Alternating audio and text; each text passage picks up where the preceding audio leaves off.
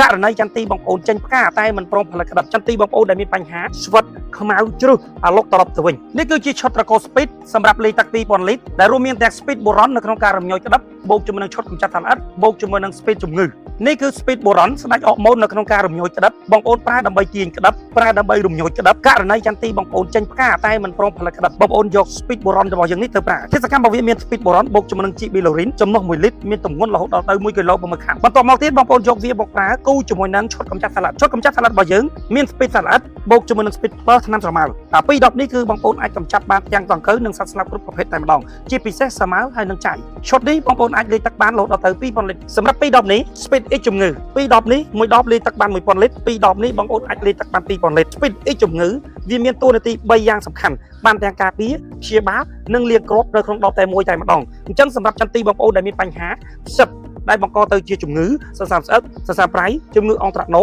ឬធ្វើឲ្យចន្ទទីរបស់បងប្អូនមានបញ្ហាស្វិតខ្មៅជ្រុះអាឡុកត្រឡប់ទៅវិញអញ្ចឹងពី10នេះគឺជាប្រភេទថ្នាំជំងឺបងប្អូនអាចលាយទឹកបាន 2000 លីត្រដូចគ្នាដែរអញ្ចឹងទាំងអស់នេះគឺជាឈុតដែលយើងអាចលាយទឹកបាន 2000 លីត្របានទាំងរំញោចក្តាប់បានទាំងកម្ចាត់សត្វល្អិតហើយបានទាំងការពារនិងព្យាបាលលាងគ្រាប់ជាប្រភេទថ្នាំជំងឺនៅក្នុងសេតតែមួយតែម្ដងទាំង3មុខនេះបងប្អូនអាចលាយនៅក្នុងថង់តែមួយបាញ់នៅក្នុងពេលតែមួយបានតែម្ដងចំណេញកម្លាំងចំណេញពេលវេលាមែនទែន